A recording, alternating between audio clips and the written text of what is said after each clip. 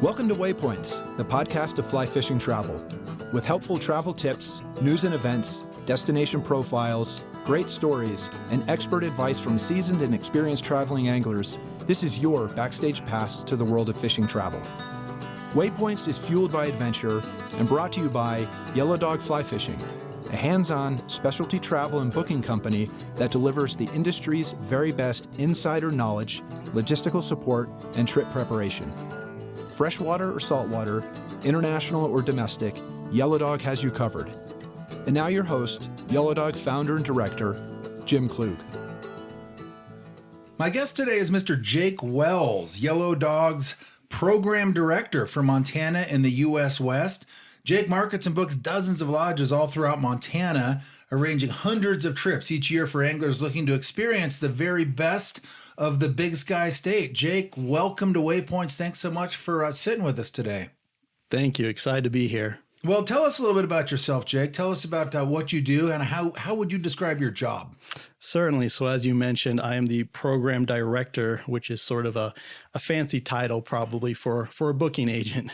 And I have the privilege to travel all around Montana so that I can help anglers do the same. I'm pretty lucky. It's a good job, and you're based in a pretty amazing place. How long have you been working in the industry, and how, Jake, did you personally and professionally find your way to fly fishing? You know, I was originally born and raised in Virginia and did a lot of bass fishing with a spinning rod like a lot of people do out there. And then I came out to college in 2005, and instead of wanting to go home and dig ditches for my dad in the construction field, I decided to get my first job at a fly shop one summer. And then that turned into 2 summers and then 3 summers. And then I helped manage Henry's Fork Anglers down in Island Park, Idaho for many years, and bounced around a little bit, worked for an online fly fishing retailer.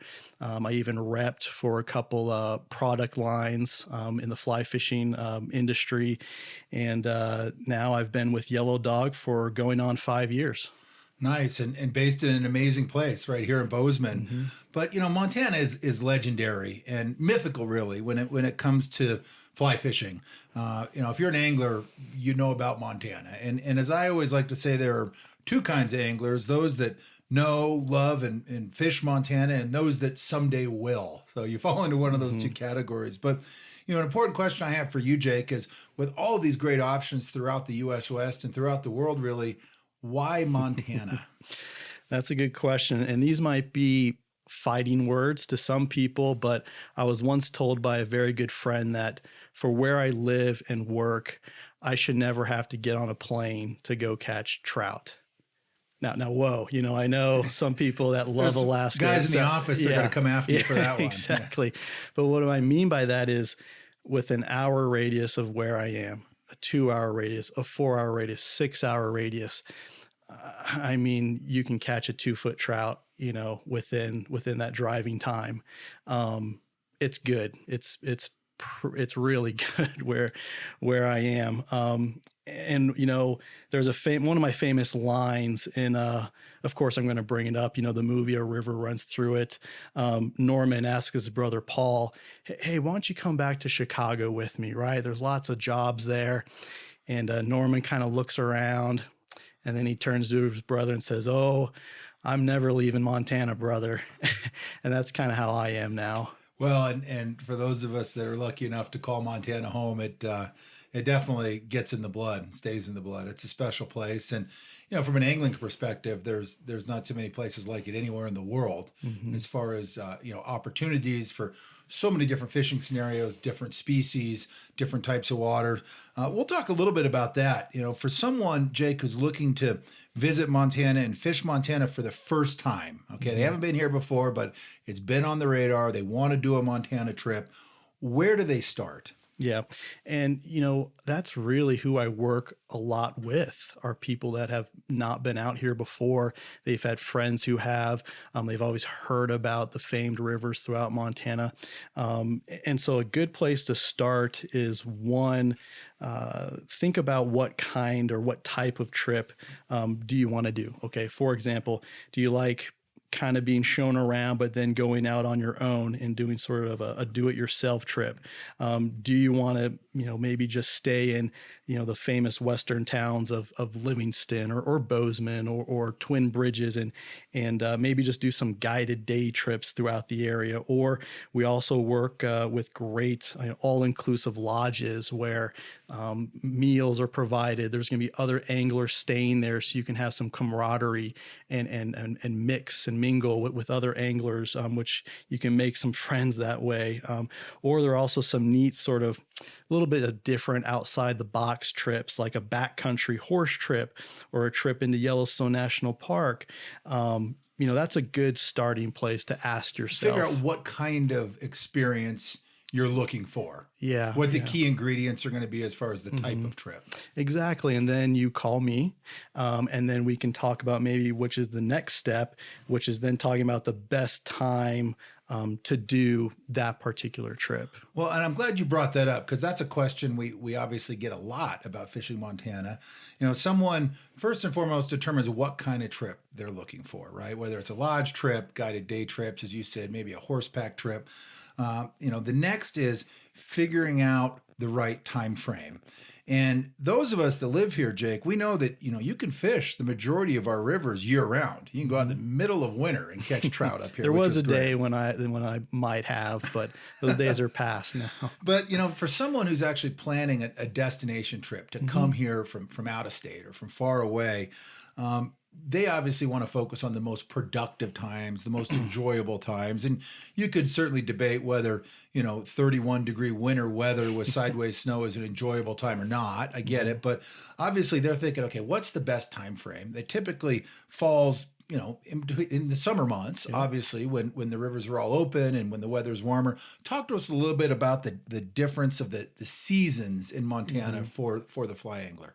Yeah, I mean, out here, really our season is spring through October, more or less. I mean, there's some great early stonefly fishing in March. I kind of think like St. Patrick's Day is sort of the kickoff of that. And then you can even fish into November if you got the blood thick enough to do it. But really April through October, there's somewhere to go. And this is going to sound cliche, but when I get asked the question, when is the best time to do a trip? I say, well, it's whenever you can do the trip. The fish are here. They're here. They are. And if April is the month you can do it, come on out in April. If August is the month, all right, great. Or October. There's somewhere to go every month out of the year. And those peak summer months from late June through, say, late August, those are certainly the most popular months. They're the warmest. The water flows are typically in the best shape as far as clear, kind of lower flows, runoff is over. But it's certainly a popular time in the sense that you are going to see other anglers. And in talking about the seasons, you mentioned both kind of that early season of spring and then later into the fall. Those are some really kind of overlooked times. You show up early, fish in late March, April, early May, kind of pre-runoff on a lot of these rivers. And you can have a lot of these waters to yourself, which is great. And then go all the way to the fall season when summer vacation's over, the kids are back in school. Most Montanans are out in the field with, a bow or a rifle instead of a fly rod. Hunting season's here. And so again, the pressure diminishes, a lot of the waters open up, and you can find a lot of solitude when you come to Montana during that later time of the season. Yeah, kind of the locals' secret is that those are some of our most favorite times, and often overlooked. They are. So that's great. And one of the things when you are talking about timing, because we're talking about, Western trout fishing here, of course, the questions about hatches. And we have fisheries that are home to legendary hatches of mayflies, caddis, stoneflies, and more. We then move into kind of consistent late summer terrestrial action. People love coming out and throwing foam and big hopper patterns and things like that. And of course, you have the specific legendary events. That's like the famous salmon fly hatch on a lot of our Montana rivers, or the Mother's Day caddis hatch on the Yellowstone, for example. How important overall is the hatch factor, Jake, when you're planning a trip? That's a question I ask is, if it is important to you, then it's something that we want to take into consideration. And being out here for going on 15 years, I wish I had a magic crystal ball that I could look into, but no one knows. We know historically when certain hatches are going to happen on particular rivers. If someone wants to chase the salmon flies, okay, well, historically they start about the end of the first week on the Big Hole. It will last maybe 2 weeks on the Big Hole. Then you can work your way down to the Madison. Historically, they start last week of June on the Madison through early July. But that changes, and you cannot nail it down. That's the tricky thing, because water flow, temperature. I mean, heck, this year during those kind of prime days where we anticipate the salmon flies of the Madison, it was still snowing, right? So you just never know, and to try to nail it down can be difficult. It is, and I do my best. Sometimes you hit it, sometimes you don't. But that's definitely a question I ask is, do you like fishing small small mayflies to technical waters to rising fish? Or do you like the pickup and put down of a single foam dry, behind rocks and things like that? If so, then okay, springtime isn't the time you want to come. Later in August. Those are just things that I talk through with people when I'm on the phone with them. I mean, it's all kind of part of the ingredients. You put it all together, the end result being, okay, here's the recommendations on time of year, on which rivers you may want to fish, of course, which guides you might want to be with. So those are all key. And one more note about hatches, because we hear from a lot of people, we talk to a lot of people who might get kind of hung up on, again, I'll go back to the salmon flies, because that's it's a legend hatch, right? Everybody wants to come throw the big Terra Narcissus, the big bugs, but you never can really pinpoint exactly when it's going to happen. And then when it does, you might have those big bugs in the water for 2 weeks, but the fish are not going to eat with reckless abandon every one of those days. I mean, it's like, going out and it's double cheeseburger night, right? How many can you eat before you're like, I'm good? Yeah. The bugs are still popping, but maybe the fish aren't hammering them like they did that first day or those first couple days. Exactly. Yeah. Well, it's interesting. And one of the things that does make Montana so famous is the diversity of insect life in the hatches. And as you said a moment ago, we have it all out here. And it just kind of depends on the time of year and, of course, the piece of water that you're fishing. So that's always a good thing to talk about. And I mean, we could talk for hours just about hatches alone. Oh, on each river, that's right. You could break it down. It's a science. We could literally do a podcast on every river. So that's right. So talk to me, speaking of rivers, tell me a little bit about the difference, in your opinion, between the freestone fisheries of Montana and the tailwater fisheries. Maybe explain to our listeners the definition of the two, and what are your thoughts about the differences? Yeah, so freestone rivers, just like the name implies, they're free. They're unhindered. Usually the source of them comes from high up in the mountains. There might be multiple forks that confluence together to form them. But that's the definition of a freestone river. No dams. No dams. That's so an right. example is like the Yellowstone River, the Blackfoot outside of Missoula. And then on the other side, there are tailwaters, which are controlled by a dam. An example of those are two big famous big tailwaters are the Missouri and the Bighorn. And the difference between those two is, tailwaters, because they are controlled by a dam, they usually start to fish consistently the earliest. So you're talking April and May, because they're not affected really by runoff. The water temperature stays more constant, and those are the rivers that fish well in the spring. And also they fish later into the year, I should mention too, because freestones, they'll drop very low, get pretty cold, but we're fishing tailwaters, year round, but especially into October and November, they can have great fall hatches. And then freestones, though, there's just something about them. they're wild. There are no dams on them. Fish can go up or down as far as they want.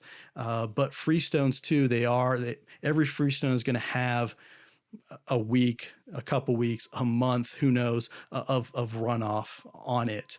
Not to say you can't fish at that time, but it depends just how much snow we have, how late of a spring it is.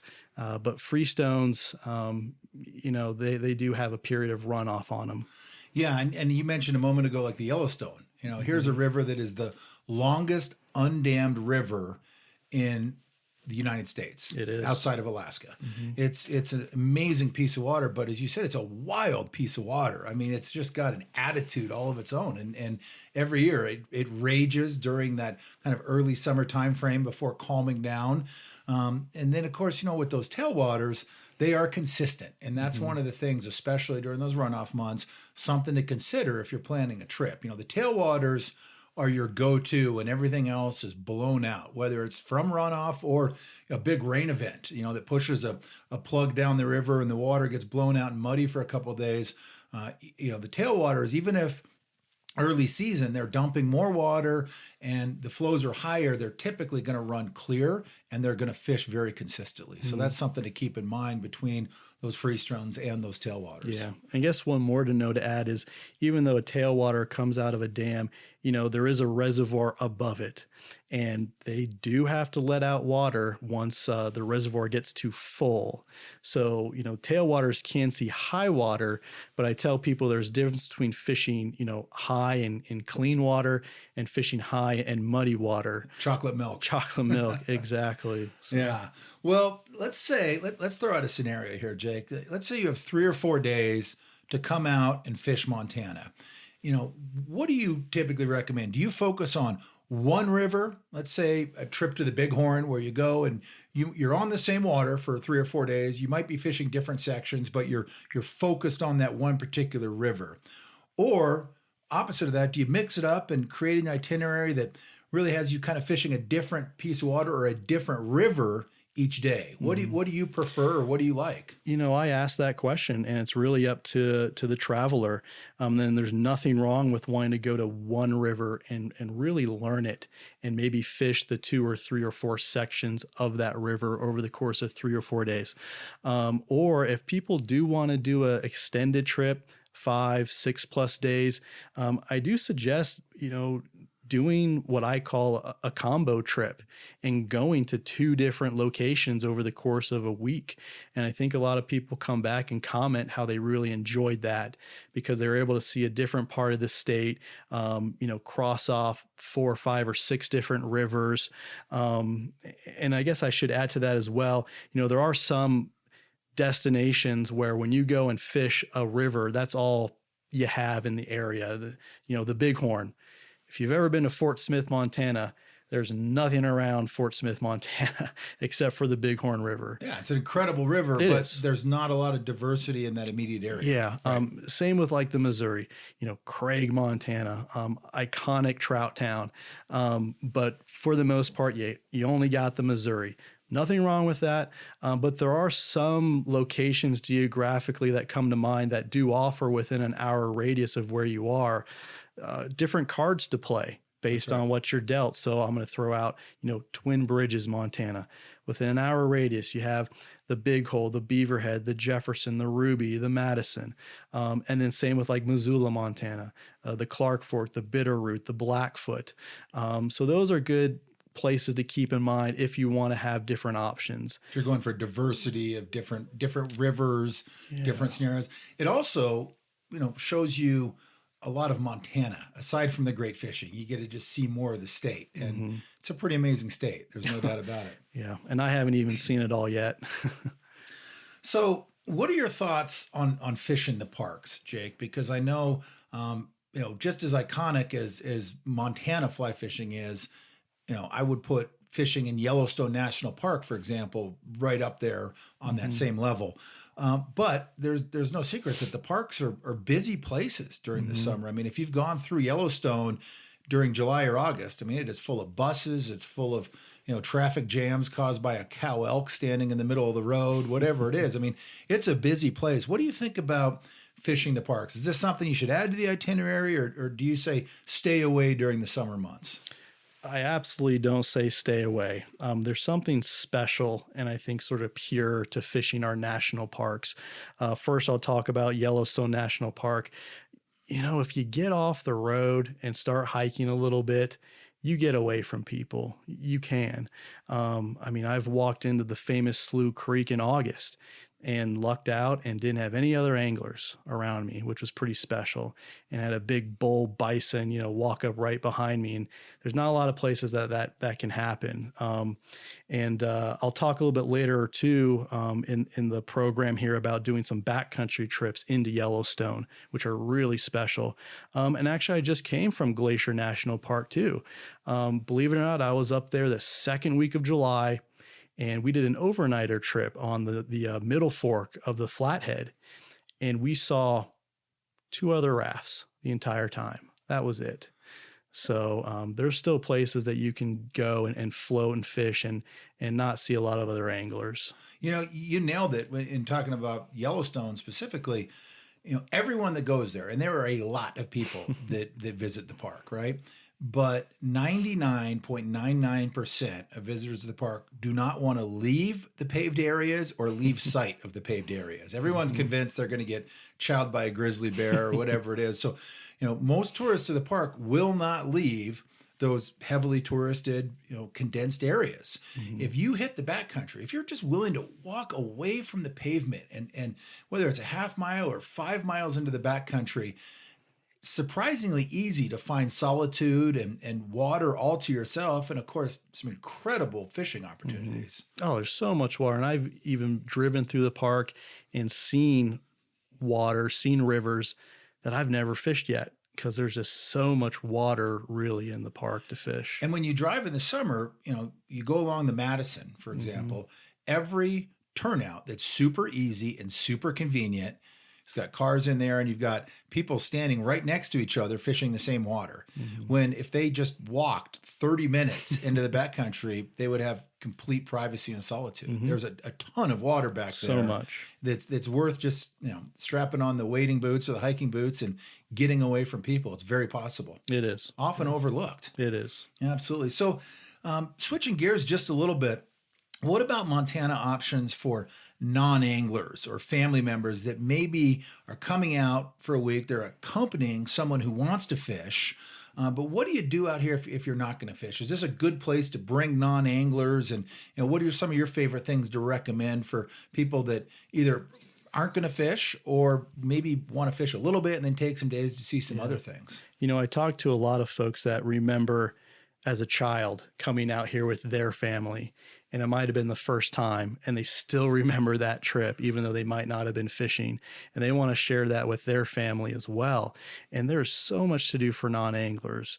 Once again, there are certain all-inclusive lodges that might have more on-site things to do for non-anglers, like if the wife wants a massage, maybe shoot some trap, go for a horseback ride. But then also, if you have a rental car and a little bit of motivation while dad's out fishing with his guide, you can go visit mom, right? yes, or mom. There's historical ghost towns to visit, do some whitewater rafting, go hiking. So much to do just with a little bit of motivation. And I think too, the great thing is you get those kids, out from their screens, their tablets, their devices, and just experience the outdoors, which is what Montana, has no shortage of offering, its visitors. And you nailed it. That's getting so hard to accomplish these days when you're traveling with kids. Just switch off the devices, put the screens down, and be in the present. Mm-hmm. It is so key, and it's still something that we're fortunate to have here in Montana, is the ability to disconnect and do that and take in all the great things that the state has to offer. Mm-hmm. What are some of your favorite lodge destinations for a family trip or a couples trip, Jake? So I do like locations, for families where if they do want a lot of on-site things to do, if they don't want to drive around, I mean, the Silver Bow Club over on the Big Hole's great because you can go ATV riding, do some trap shooting, go horseback riding. That's a great one. And then I do also like locations that are maybe closer to nearby attractions, like the Yellowstone Valley Lodge, for example, in Paradise Valley on the Yellowstone. It's a short drive into Livingston, which is a cool little Western town. And it's a short drive to Gardner, which is the entrance into the park. You can horseback ride. You can come over to Bozeman, which is only half an hour away, to do other things, visit some of our great restaurants and breweries and things like that. So those are, two off the top of my head that are great for families where they might have some non-anglers. And there's also some really nice high-end lodges where you can go as a couples trip, where they're going to have all the amenities, and it's going to be a pretty comfortable place to spend a week, aside from the great fishing. It's like the Madison Double R or Ruby Springs, South Fork Lodge down in Idaho, which is just over the border from Montana here. But there's a lot of really great kind of Northern Rockies lodges that fit the bill of being a couple's destination. There are that have some more of the amenities that the wife or the girlfriend might enjoy, while you're at the lodge. So how about, and you mentioned this a few minutes ago, some of the trips that are just a little bit different than your typical guided day trip in a drift boat or even a lodge package, some of your favorite overnight or on-river camping trips. These trips are special. Oftentimes they're a lot more than just the fishing.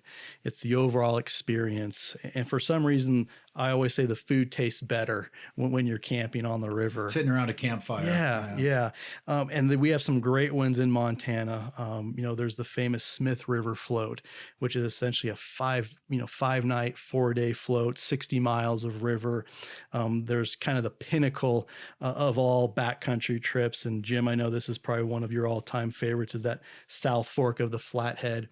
Yeah, that's a spectacular trip that logistically is a little bit difficult, but done with an outfitter that can get you back there, it gives you access to one of the most incredible places in the entire Western United States. And then there's also the Absaroka Beartooth trip, where it's a day ride in, 3 days of fishing, a day ride out.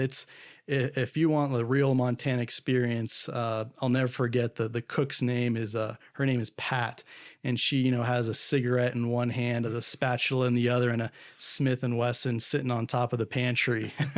It's pure Montana. Pure Montana. I love that. And then also those backcountry trips into Yellowstone.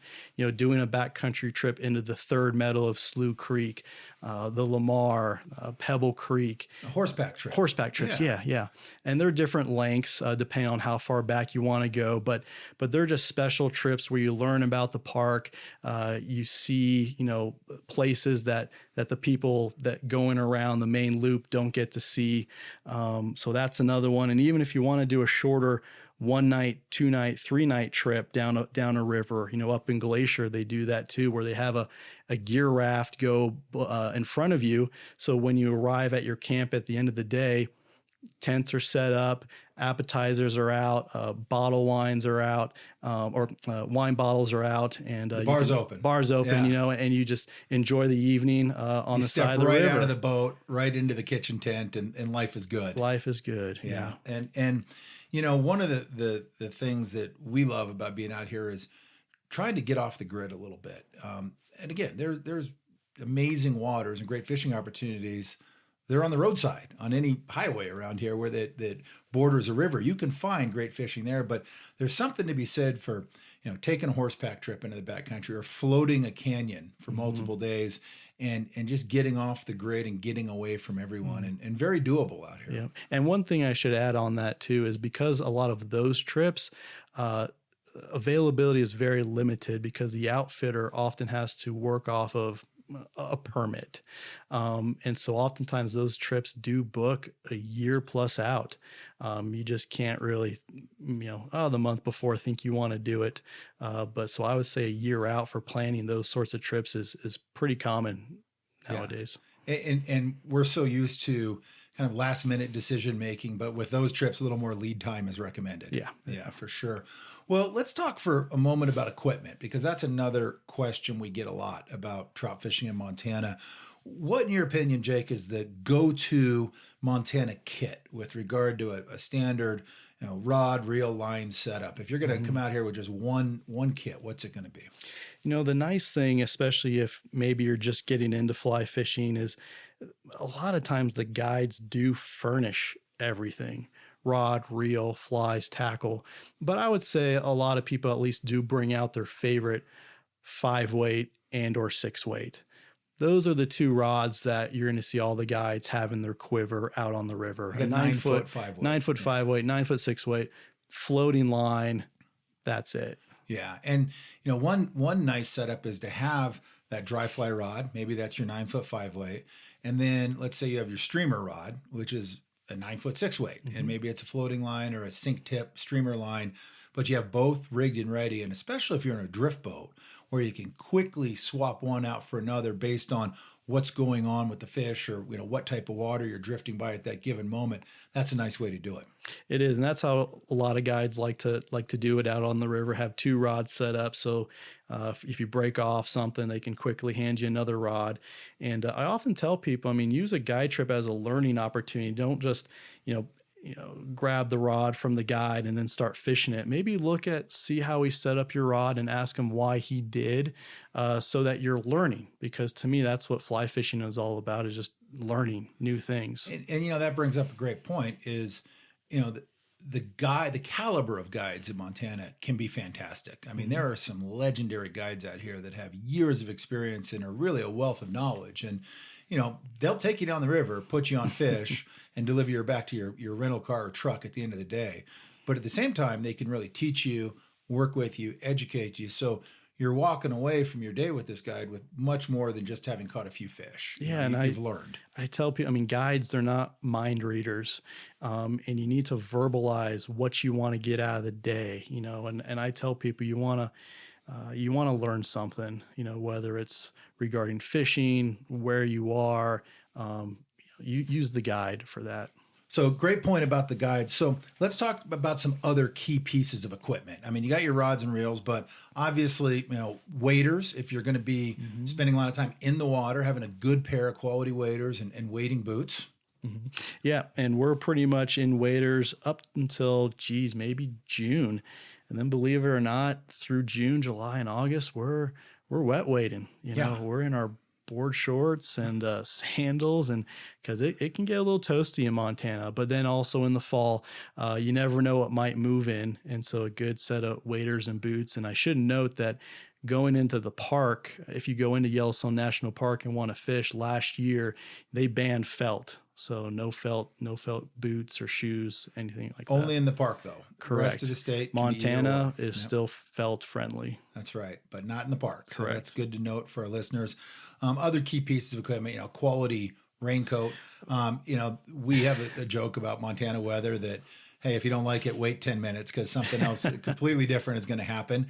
And, there isn't a month of the year up here where it can't snow. That's right. And right. certainly it can rain, and you can go from 75 degrees warm, you're out wet wading, and a storm rolls in and it drops at 35 degrees in the outdoor temperature. So, it's unpredictable weather out here. You got to prepare for it with the right clothes, the right layers, waders, a great raincoat. Another key piece of equipment is sunglasses. Good polarized glasses that allow you to cut the glare on that water, see what you're fishing. So important. Yeah, that and a hat, and you're pretty much good to go. And just to reiterate, though, I definitely have that rain jacket at the top of my list. I never go anywhere. It could be, not a cloud in the sky when I start to fish. And I've been out there when it's just turned black. And I remember once I was on the Missouri River with my friend Brian Gregson, who is one of our photographers. And great morning, great afternoon, no rain. And then all of a sudden over the horizon, we can just see, black, the wall of darkness moving in. And by chance, we were just pulling up to a bridge, actually, right as it started to unleash on us. And I swear there was not a square inch of the water that was not bubbling with rain, hail. And you know how bridges sometimes have those little spillways, right? Well, unfortunately, we stopped right where one of those spillways was located. So actually, it was sort of like someone was spraying the back of Brian with a hose, A fire hose, with a fire hose. And our boat, even though we were under the bridge, it was coming in sideways, and even our boat was starting to fill up with water that we had to empty it out. And it lasted for about 20 minutes. The sun came back out, and we had a rainbow. Yeah. The weather is unpredictable out here in the Northern Rockies. There's no doubt about it. So you always want to be prepared. One of the nice things about fishing throughout Montana, and especially if you're moving around and fishing different rivers while you're here, there is no shortage of excellent fly shops out here. I mean, this is, Montana's got to be home to the most fly shops, I think, anywhere in the world. And they're good. And if you are in need of something while you're here, it's pretty easy to find. Absolutely. I mean, heck, in Bozeman, we have 5 or 6. Craig has 3 or 4. Yeah, there are great fly shops pretty much in every city or town you drive through. Yeah, the small towns, you always have a couple good fly shops and a couple good bars. That's Montana right there. So what can someone do, Jake, if you're coming from out of state? How can they best prepare for a trip to Montana before they get here? Yeah, it's a lot of money and time that people spend to come on trips out here. It's an investment, and it can go a long way just to do a little bit of practicing at home before you come out.